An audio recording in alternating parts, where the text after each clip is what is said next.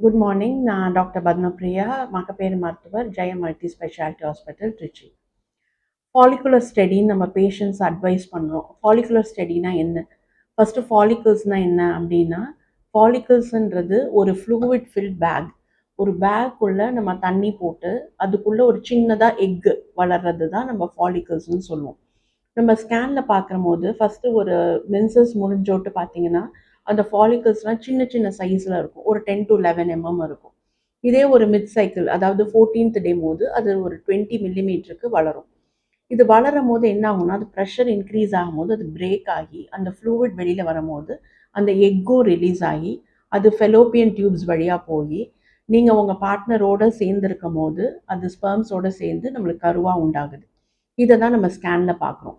ஸ்கேனில் வந்து எக்ஸு தெரியாது, ஸ்பெர்ம் தெரியாது. நம்ம ஃபாலிகுலர் க்ரோத்தை மட்டும் மானிட்டர் பண்ணுவோம். இது வந்து நேச்சுரலாகவே பண்ணலாம், இல்லைன்னா நம்ம ட்ரக்ஸ் கொடுத்து அந்த ஃபாலிகல்ஸை வளர வைக்கலாம். That is call ovulation induction அப்படின்னு சொல்லுவோம். அந்த ஃபாலிகல்ஸ் வந்து தானாக ரப்சராக வைக்கலாம், இல்லை இன்ஜெக்ஷன் மூலியமாக நான் உங்களுக்கு ட்ரீட்மெண்ட் பண்ணுறீங்க குழந்தைக்குன்னா ஃபஸ்ட்டு ஸ்டெப் ஆஃப் ட்ரீட்மெண்ட் வந்து உங்களுக்கு ஃபாலிகுலர் ஸ்டடி தான் சொல்லுவாங்க.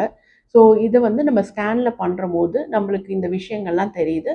It's very safe. அதனால் டாக்டர்ஸ் அட்வைஸ் பண்ணாங்கன்னா இந்த ஃபாலிகுலர் ஸ்டடியை நீங்கள் முதல் ஸ்டெப்பாக நீங்கள் பண்ணிக்கலாம். தேங்க்யூ.